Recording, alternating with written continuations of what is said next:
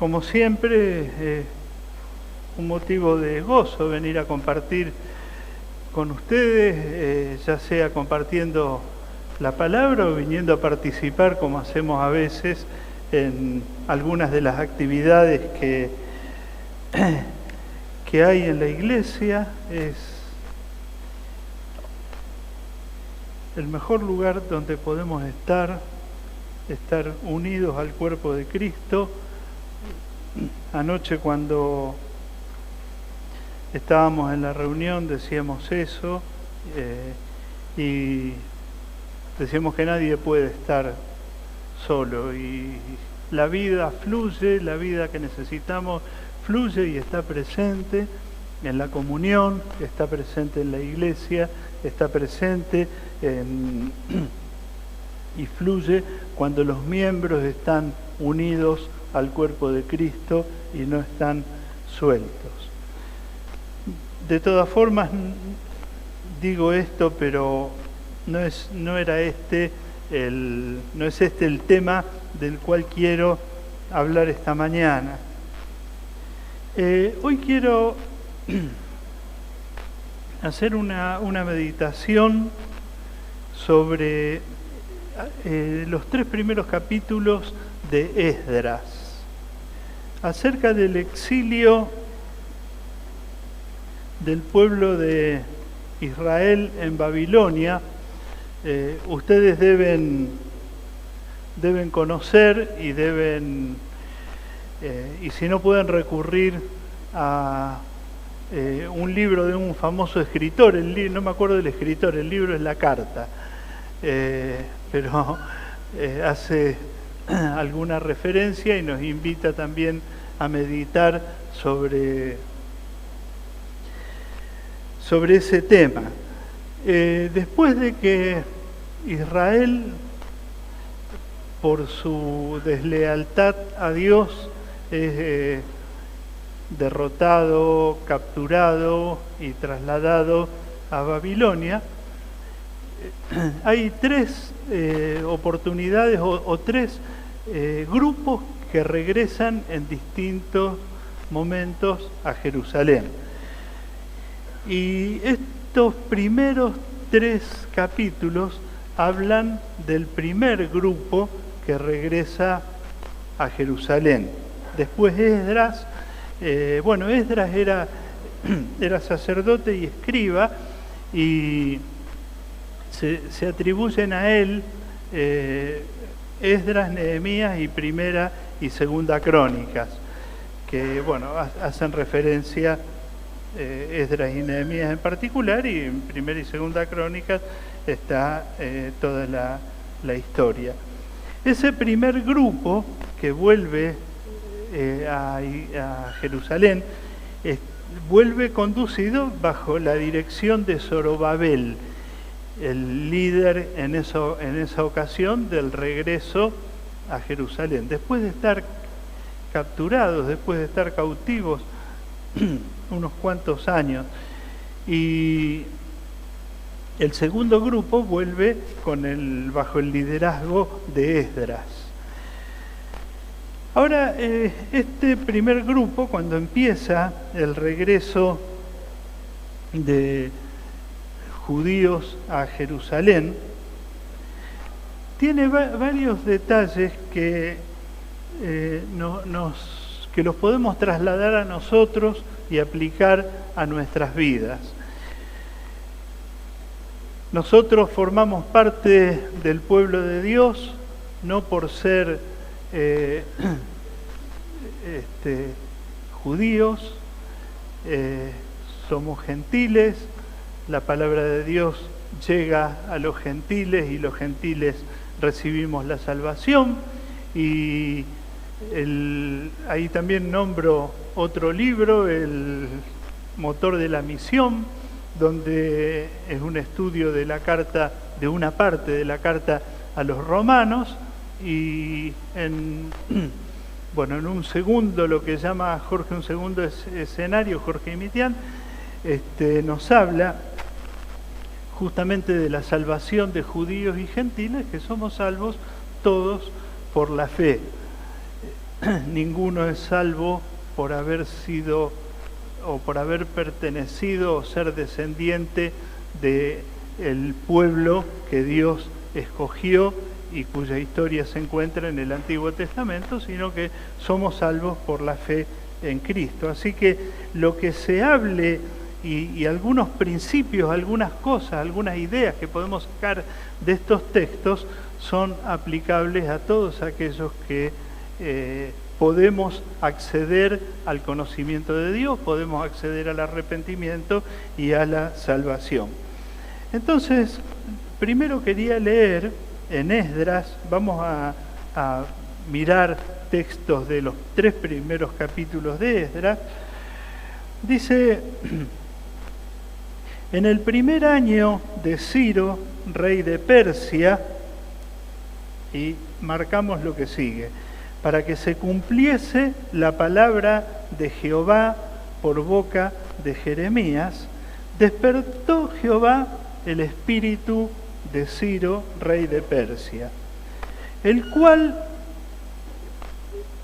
estamos hablando del territorio donde los judíos estaban cautivos y del rey que tenía el gobierno de todo ese territorio donde había una gran parte del pueblo judío cautivo. Entonces dice que Ciro hizo pregonar la palabra y también por escrito por todo su reino, diciendo: esto que dice acá es lo que hizo proclamar Ciro, el rey de Persia. Jehová, el Dios de los cielos, me ha dado todos los reinos de la tierra y me ha mandado que le edifique casa en Jerusalén, que está en Judá. Era un pagano, ¿no? Y está decretando esto: quien haya entre vosotros de su pueblo, sea Dios con él, y suba a Jerusalén, que está en Judá, y edifique la casa de Jehová, Dios de Israel, la casa está en Jerusalén. Y a todo el que haya quedado en cualquier lugar donde more, ayúdenle los hombres de su lugar con plata, oro, bienes y ganados, además de ofrendas voluntarias para la casa de Dios, la cual está en Jerusalén. Entonces se levantaron los jefes de las casas paternas de Judá y de Benjamín, y los sacerdotes y los levitas, todos aquellos cuyo espíritu despertó Dios para subir a edificar la casa de Jehová, la cual está en Jerusalén. Y todos los que estaban en sus alrededores les ayudaron con plata y oro, con bienes y ganado y con cosas preciosas, además de todo lo que se ofreció voluntariamente. Y el rey Ciro sacó los utensilios de la casa de Jehová que Nabucodonosor había sacado de Jerusalén y los había puesto en la casa de sus dioses. Acá hay como una síntesis entre lo que pasó y lo que va a pasar, pero está claro que Israel fue llevado cautivo, el templo fue destruido y los utensilios del templo, las cosas sagradas, fueron llevadas por Nabucodonosor, que era el rey que en su momento tomó cautivo a Israel, llevó esos utensilios y los puso en la casa de sus dioses. Pero había una palabra de Dios dada por el profeta Jeremías. Quien quiera anotar, eso está en Jeremías 25:12, esa profecía de Jeremías acerca de esto que iba a suceder. En esos 60 años que transcurrieron, donde no pasaba nada, donde el pueblo estaba cautivo, donde algunos como Daniel fueron llevados a la corte del rey y a colaborar con el rey, primero perseguidos, luego, todo lo que encontramos allí de Daniel y Nabucodonosor, toda la historia tan rica que hay de esos años, pero ni vistas de volver a Israel. Sin embargo, había una palabra que Dios había dado a través de Jeremías, pero la palabra la había dado Dios. Y en ese año dice que Dios despertó el espíritu de Ciro, el rey de Persia. Me gusta la expresión, me llama la atención, más que decir me gusta, la expresión despertó el espíritu de Ciro, el rey de Persia. Despertó el espíritu de un pagano para que la palabra, su palabra, la palabra de Dios se cumpliese. Dios despierta, tiene ese poder, así como despertó nuestros espíritus, de despertar el espíritu de cualquier persona, de despertar a cualquier persona, por más pagano que sea, por más rey que sea, por más poder que tenga, por más contrario a sus principios que sea, Dios tiene poder para despertar los espíritus. Y para cumplir con su palabra, despierta el espíritu de Ciro. Y no despierta solamente el espíritu de Ciro, sino que despierta también, dice el versículo 5, que todos los que se identifican cuando Ciro da este decreto de que todos los que haya del pueblo de Dios y que quieran volver a Jerusalén pueden hacerlo, dice que los que vuelven son aquellos cuyo espíritu despertó Dios para subir a edificar la casa de Jehová. Dios despierta el espíritu de los paganos, Dios despierta los espíritus dormidos de quienes están en su pueblo, Dios despierta el espíritu de aquellos que se han apartado del Señor. Dios tiene poder para despertar los espíritus. Una primera lección, hay dos juntas acá, ¿no?, que son lecciones de fe, que Dios cumple su palabra. Acá había una profecía de Jeremías muy clara y se cumplió. Dios la cumplió, Dios es fiel. Todas las profecías que están en la Biblia se cumplen, y las que se han cumplido ya está, y las que no se han cumplido se cumplirán. Jesús va a volver, habrá un juicio final, las profecías del Apocalipsis, toda palabra que Dios haya dado se va a cumplir. Y hay palabras que también Dios puede habernos dado en forma personal y que tenemos la convicción de que esas palabras Dios nos las ha dado.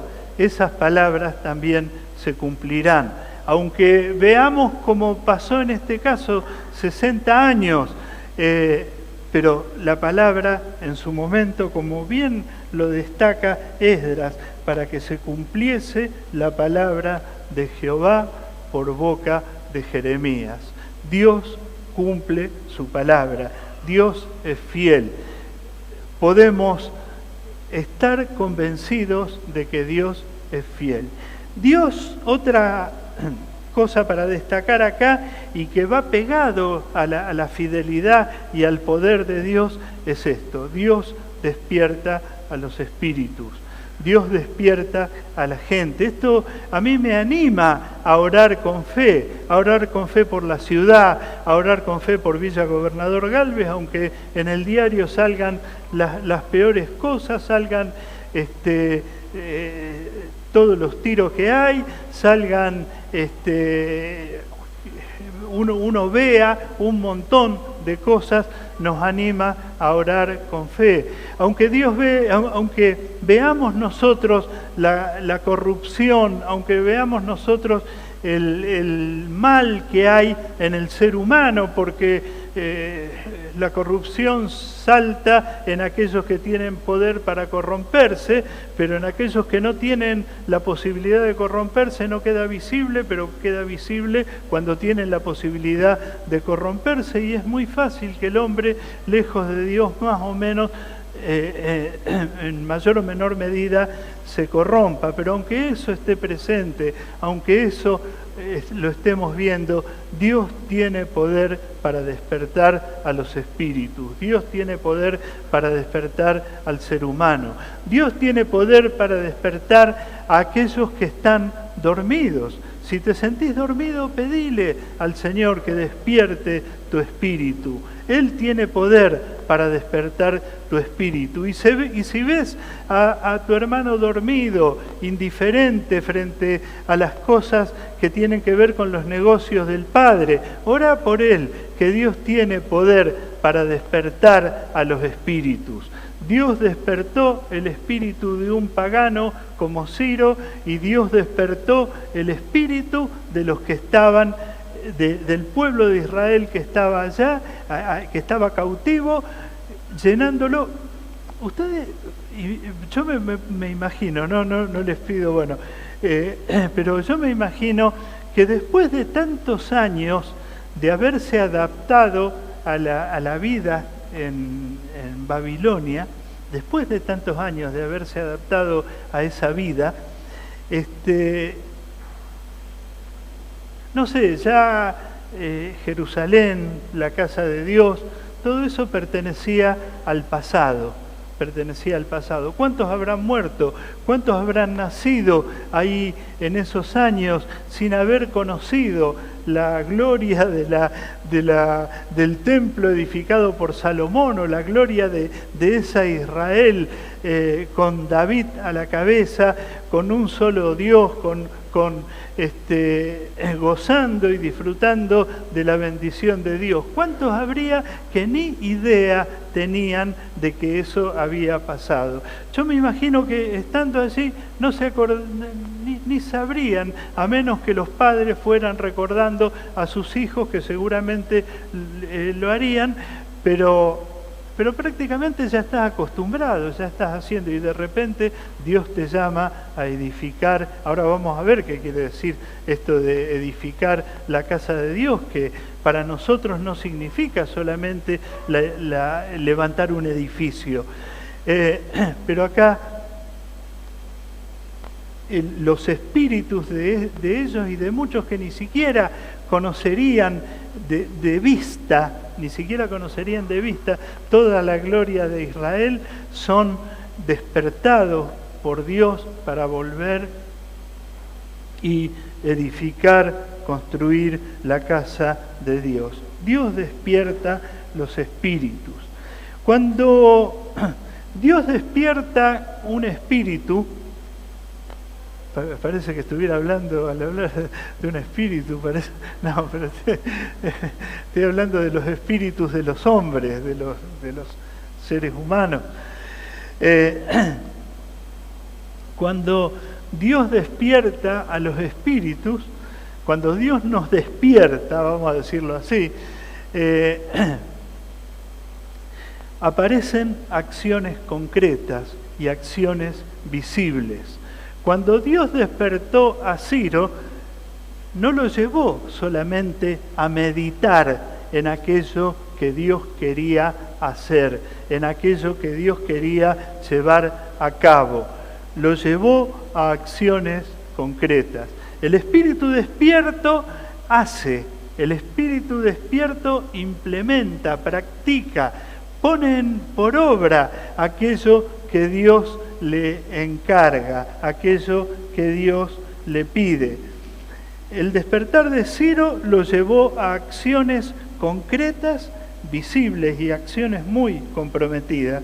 Ciro no se quedó solo con el espíritu conmovido o perturbado, o con la conciencia nomás de que Dios le estaba pidiendo algo. Ciro llevó a cabo acciones concretas. Envía a los judíos a edificar casa a Dios. Ellos la habían destruido. Y él hace algo contrario, da una vuelta y trata de restaurar aquello que ellos mismos habían destruido. Como si fuera poco, insta a donar cosas de valor para ese objetivo. Ciro insta a donar cosas de valor, lo leímos recién, ¿no? Dice que en cualquier lugar donde more, ayúdenle a los hombres de su lugar con plata, oro, bienes y ganados. Y también, como si fuera poco, ofrendas voluntarias para la casa de Dios, o sea, la cual está en Jerusalén. Ciro, además de enviarlos a los judíos, insta a donar cosas de valor para ese objetivo. Ya no es tan forzado como cuando el pueblo de Israel salió de Egipto, que la gente por miedo le empezó a dar los bienes y un montón de cosas a los egipcios, a los israelíes, con tal de que se fueran. Y él mismo devuelve los utensilios de oro y plata que Nabucodonosor le había sacado a Israel y lo había llevado a casa de sus dioses. Es más, queda constancia en Esdras quién fue el encargado de ejecutar esa orden. Lo digo por algo que viene después, pero queda constancia de quién fue el encargado de ejecutar esa orden. Claro, había que inventariar, había que entregar, había todo un trabajo detallado que hacer y había que delegar ese trabajo en alguien. Pero esto es así, cuando un espíritu se despierta, aparecen cosas concretas, Un espíritu que Dios despierta, que Dios hace reaccionar, pone su vida y todo lo que está bajo su responsabilidad en orden. Ordena su vida y todo lo que está bajo su responsabilidad. Hace como cuando Dios despertó el espíritu de Zaqueo. Voy a devolver, voy a restaurar, voy a poner todo en orden. Pone en orden su relación con Dios, poniendo a Dios en primer lugar. Qué cosa así bien concreta que ocurre. Pone a Dios en primer lugar y a partir de eso empieza a ordenar su vida. Al poner a Dios en primer lugar, ordena su tiempo, ordena su trabajo, ordena sus decisiones, ordena sus relaciones. Todo esto lo ordena de acuerdo al señorío de Cristo. Me estoy refiriendo a aquel cuyo espíritu se despierta, a aquel cuyo espíritu es despertado por Dios.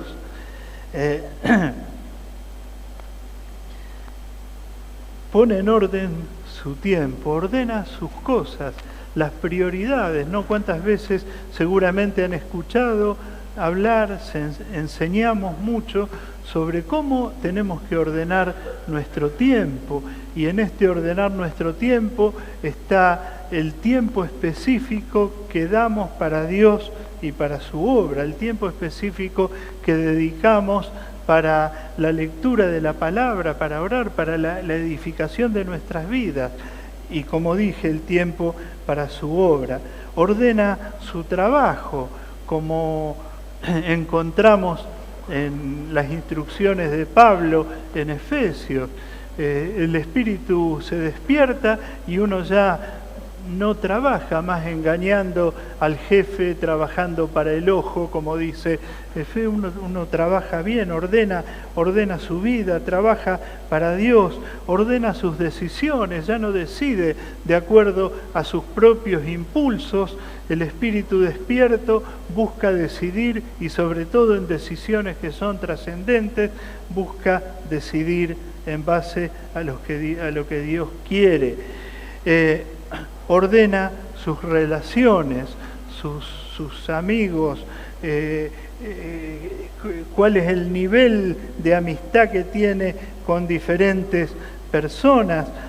Ordena todo y lo pone bajo el señorío de Jesucristo.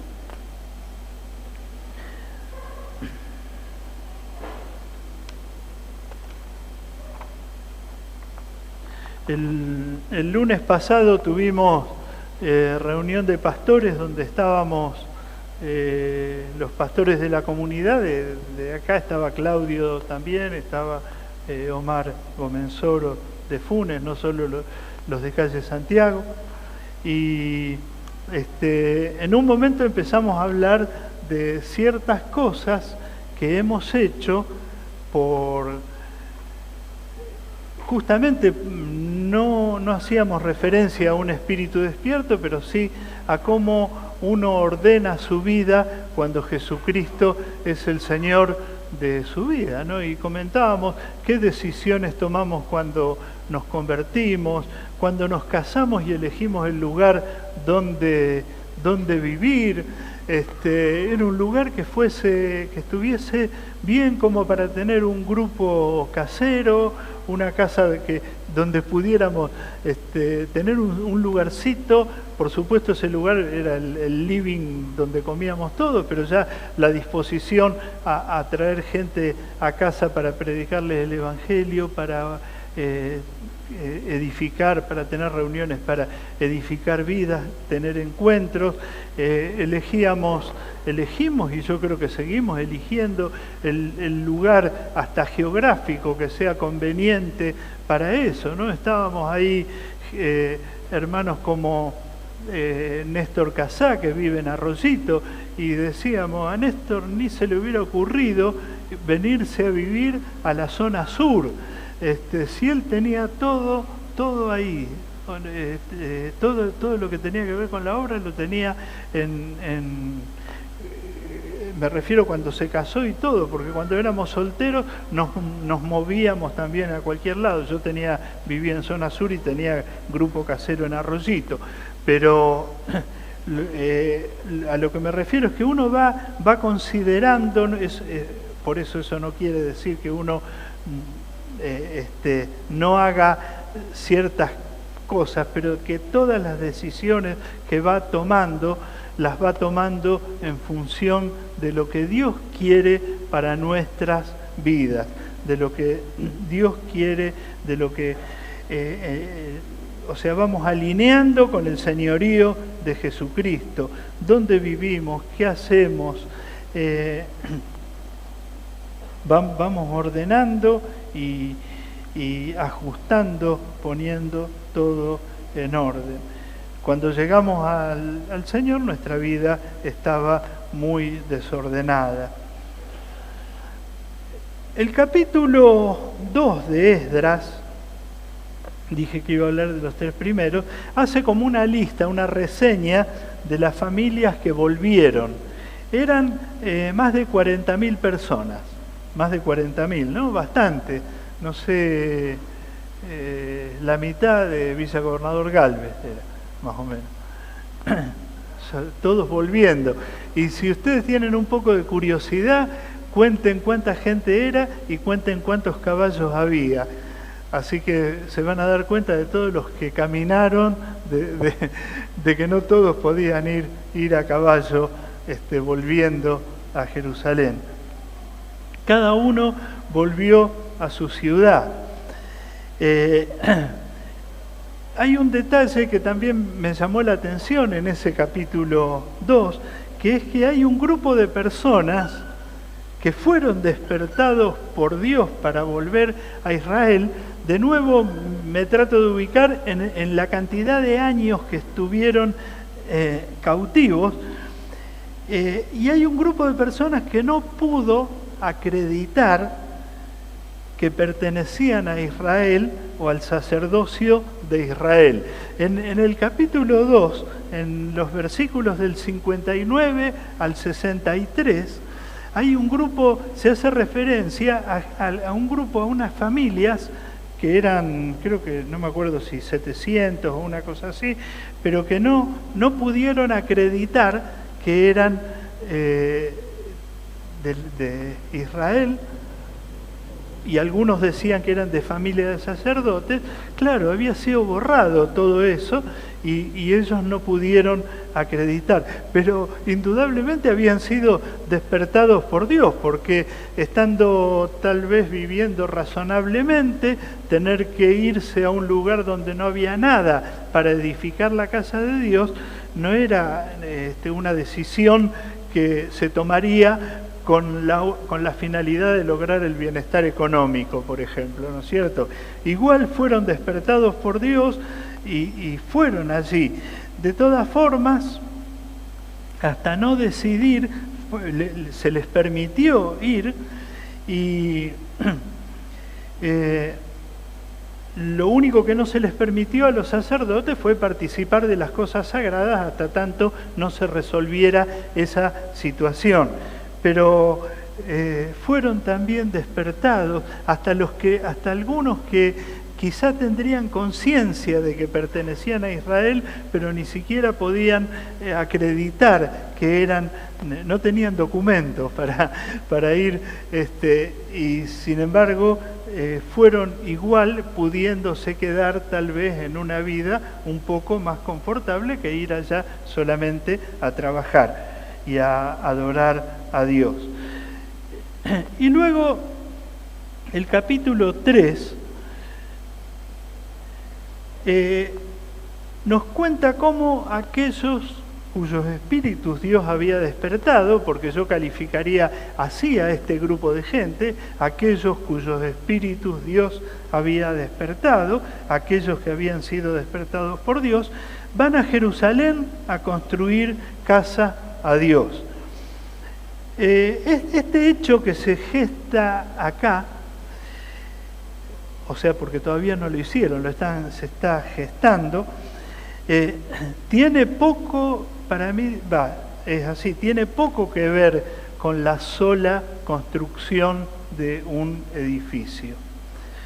Y quiero decir esto en base a lo que uno puede leer en este capítulo 3, que los animo a que lean Esdras completo, tampoco es muy largo, y si pueden leerlo con algún comentario les va a ayudar. Después se van a enganchar seguro con Nehemías y con Primera y Segunda Crónicas también, para poder ubicar las cosas históricas, que lean mirando hasta detalles como eso, cuántos caballos y cuánta gente había, qué sé yo, todas esas cosas que nos hacen pensar de que no era un viaje cómodo, de que enriquecen la interpretación de lo que uno lee. Ahora, entonces, si esto no se trata solamente, no es meramente, porque el edificio sí lo construyeron, pero no es meramente la construcción de un edificio, ¿de qué se trata? ¿Qué quiero decir entonces? Bueno, cuando uno se despierta, cuando el espíritu de uno se despierta y vuelve a Dios, hace lo que hicieron o lo que hizo este grupo de gente a el regreso. Lo primero que hacen, el primer objetivo, construyen el lugar de adoración a Dios. Es lo primero que se debe restaurar al volver a Dios, el lugar de adoración a Dios. ¿Cuál es el lugar de adoración a Dios? No en Esdras, sino para nosotros. Mas tú, cuando ores, entra en tu aposento,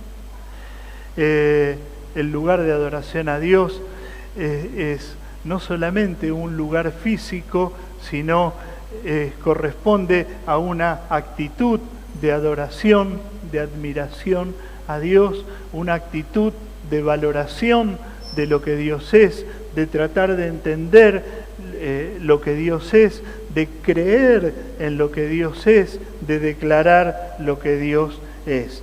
La adoración a Dios cambia la forma en que percibimos las cosas de la vida. Por eso va primero en la restauración, por eso va primero en el despertar del espíritu. La adoración a Dios cambia la forma de percibir las cosas de la vida, de la forma de apreciar las circunstancias adversas, me lleva a confiar en Dios.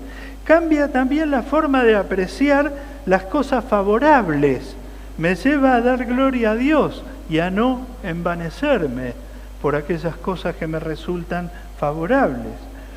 Cambia la forma en que encaro las cosas diarias y trascendentes cuando adoro a Dios. Ya no prevalece mi criterio en esas decisiones porque he puesto a Dios en primer lugar.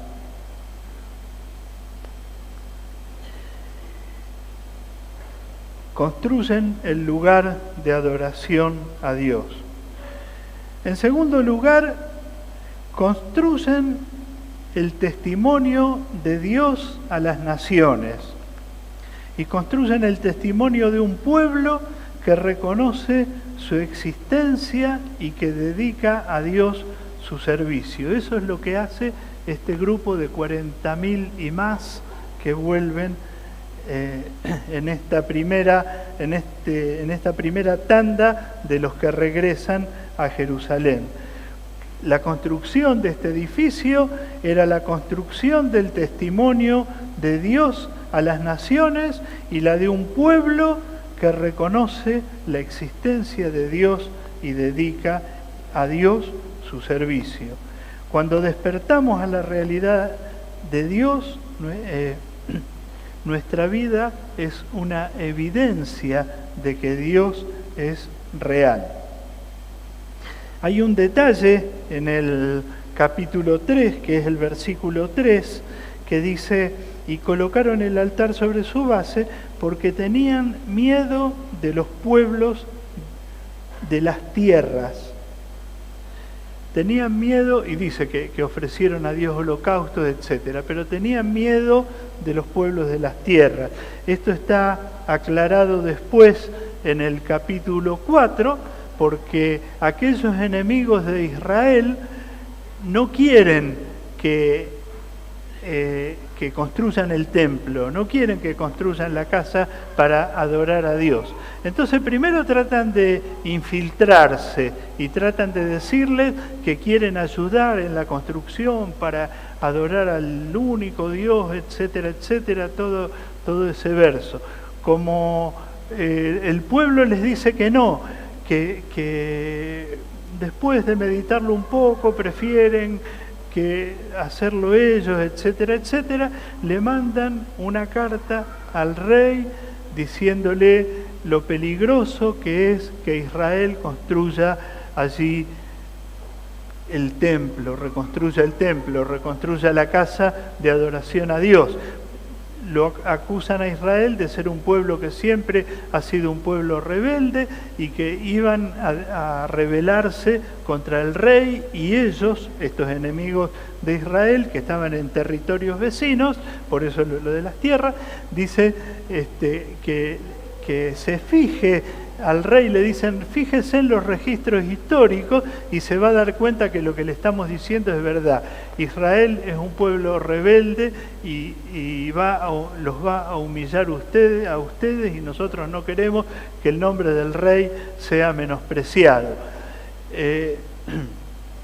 Y después viene bueno, toda la historia de que va a los registros y hay toda una intervención de Dios para que se dé vuelta la decisión que ya estaba tomada de impedirle a Israel, de impedirle a este grupo de judíos que construya la casa de Dios. ¿Para qué digo esto? porque frente a la evidencia en la que se constituyen nuestras vidas, ¿no? Pablo decía, ustedes son la carta de presentación. ¿Por qué? Porque las vidas de los que él había ganado mostraban que Cristo estaba vivo, mostraban que Dios era real. Y frente a esa evidencia hay oposición. Satanás quiere tenernos bajo sus pies. Somos peligrosos para él. Israel sufrió la oposición de sus enemigos cuando comenzó a regresar a su tierra, y no solamente molestó el regreso, molestó que levantaran la casa de Dios. Israel empezó a sufrir oposición cuando regresó, pero comenzó a sufrir oposición cuando quiso restaurar la adoración a Dios. El pueblo temió a sus opositores, pero en vez de reflexionar acerca de dar marcha atrás con su decisión, con lo que querían, ofrecieron holocausto, alabaron a Dios, siguieron adorando a Dios. Esta casa de Dios, entonces, que es el lugar de adoración a Dios, que es el testimonio de Dios para las naciones, el testimonio de un pueblo que reconoce la existencia de Dios y que dedica a Dios su servicio, esta casa era también un emblema de trabajo conjunto.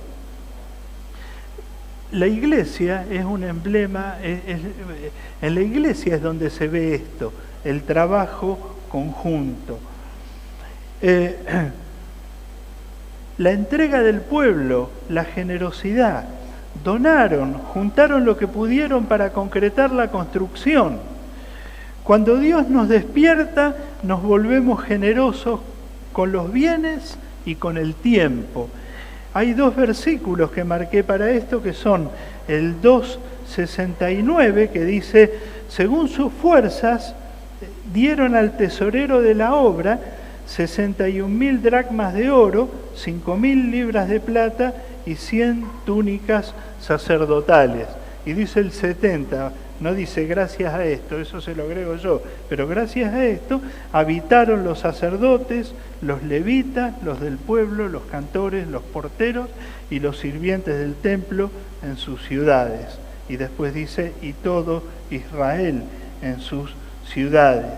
Y el versículo 7 del capítulo 3 dice, y dieron dinero a los albañiles y carpinteros, asimismo comida, bebida y aceite a los sidonios y tirios para que trajesen madera de cedro desde el Líbano por mar a Jope, conforme a la voluntad de Ciro, rey de Persia, acerca de esto. Trabajo colectivo, trabajo conjunto, el avance del reino de Dios, el crecimiento del reino de Dios no es una tarea individual solamente, sino que es una tarea colectiva de la iglesia. Y el crecimiento de la iglesia y la edificación de la iglesia, que es testimonio para las naciones, testimonio de que Dios está vivo y de que Dios obra, es también un trabajo colectivo y un ejemplo de trabajo colectivo. Los planos de la casa de Dios los hizo Dios, y ellos solo pusieron el trabajo para llevar adelante esto, ¿no? Solamente el trabajo para llevar adelante la obra. No opinaron sobre un cambio de diseño, no modificaron los planes o planos que Dios había dado. Los tiempos cambian, las culturas cambian, pero el mensaje de Dios es el mismo. Lo que Dios quiere del hombre es lo mismo. Cuando nos despertamos a Dios, nos volvemos obedientes y entendemos que somos parte de un plan mayor. Antes de construir, pusieron el altar y así llevaron adelante el culto a Dios según la ley. dieron el primer lugar al culto. Y eso está revelando, está mostrando quién estaba en primer lugar para ellos. Dieron el primer lugar al culto. Otro detalle que aparece en el capítulo 3, en el versículo 10, dice: y cuando los albañiles del templo de Jehová echaban los cimientos, pusieron a los sacerdotes vestidos de sus... ¿Vieron, no? Cuando los albañiles del templo echaban los cimientos. Quien no echó un cimiento sí ha visto cómo se... ahí trabajando, echando los cimientos. ¿Qué hicieron? Pusieron a los sacerdotes vestidos de sus ropas y con trompetas, y a los levitas, hijos de Asaf, con címbalos, para que alabasen a Jehová, según la ordenanza de David, rey de Israel. La tarea, digámosla, aunque no era secular, pero es como un trabajo secular, un trabajo físico, un trabajo que no es la lectura de la palabra ni la oración, están echando los cimientos, deciden ponerle música. Deciden ponerle música y ponerle adoración y ponerle culto, y mientras están ellos ahí tirando, qué sé yo, a ver la hormigonera, y bueno, no tenían, pero y echando ahí, poniendo los cimientos, estaban ahí todos alabando y adorando al Señor, y me imagino que los albañiles lo mismo, ¿no? Y con esa música cómo trabajarían, cómo estarían allí. No podemos separar el trabajo secular de lo que es honrar a Dios. No lo podemos separar. El trabajo secular va pegado. Cuando hacía algunas notas de esto me acordaba de un hermano, concretamente del hermano de Hugo de Francesco. El hermano de Hugo era docente también de la universidad como nosotros, y fue una persona que influyó mucho en nuestras vidas, y entonces ganó mucha gente para el Señor. Y él decía, bueno, vos, en esa época dábamos clase con tiza, y entonces dice, me pongo en el pizarrón y hago esto con la tiza. Dice, y a veces estoy ahí con la tiza, dice, los alumnos se creen que estoy pensando qué voy a escribir, dice, yo estoy levantando las manos y adorando al Señor y orando por ellos. Se daba vuelta así y oraba por los alumnos y ahí escribía, ¿no? Me acordaba de él diciendo eso cuando leía esto, ¿no? Mientras los albañiles estaban trabajando, estaba ahí presente la adoración a Dios. No se podía separar el trabajo secular de lo que es, no se puede perder el sentido y no se puede perder esa unidad del discípulo, que es una sola cosa en todo. Es discípulo en su trabajo, es discípulo de Cristo en su casa, tiene a Jesucristo como Señor en su trabajo, en su casa, en la calle, cuando va caminando, cuando va en el colectivo, cuando va o cuando juega al fútbol, qué sé yo.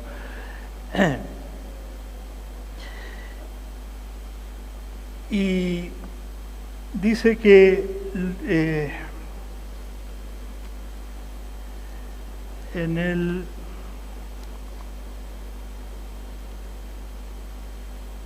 mira, me olvidé de...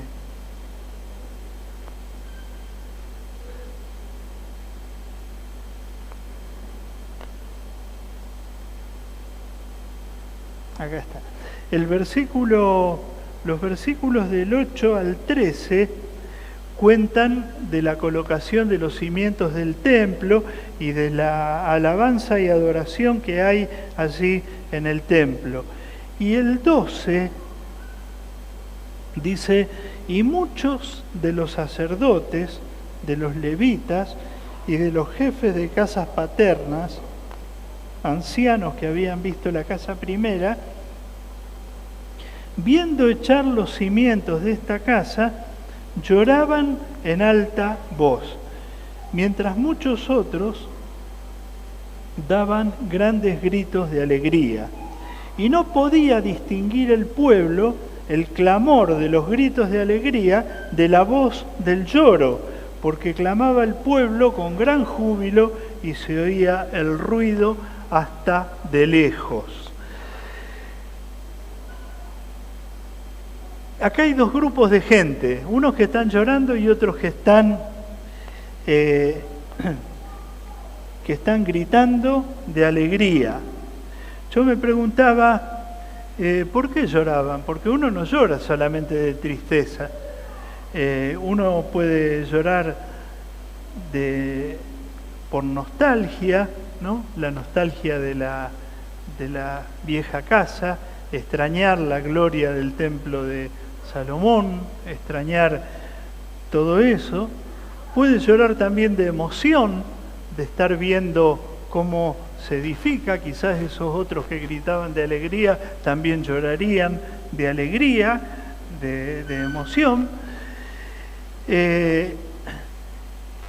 Y también puede haber un llanto que es de culpa por la destrucción de la primera casa.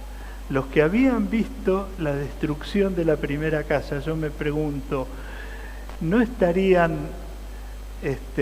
llorando por la culpa de haberse apartado de Dios y que de esa manera que por ese motivo se haya sido destruido ese primer templo?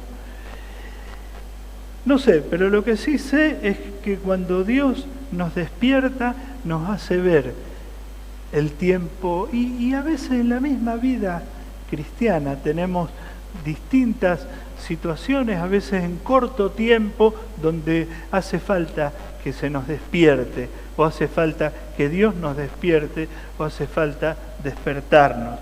Y cuando hay ese despertar y cuando hay esa reconstrucción, hay alegría por la reconstrucción, y a veces puede haber también ese llanto, ese lamento del tiempo perdido, ¿no? El que se aparta y vuelve al Señor, seguramente que tiene el lamento del tiempo perdido, de haber vivido lejos de Dios. El que se convierte, seguramente que tiene lamentos por haber hecho ciertas cosas que no hubiera hecho si hubiese estado viviendo bajo el señorío de Jesucristo. Pero cuando uno se despierta, aparecen estas dos cosas: la alegría por lo que viene, por lo que se está yendo, por lo que se está haciendo, pero también puede aparecer este lamento que no es malo, no lo está diciendo mal, pero que sí que es lógico, este lamento por lo que se ha perdido. Quiero terminar con un texto de Isaías, ahora sí me salgo de Esdras. Isaías 52, 1.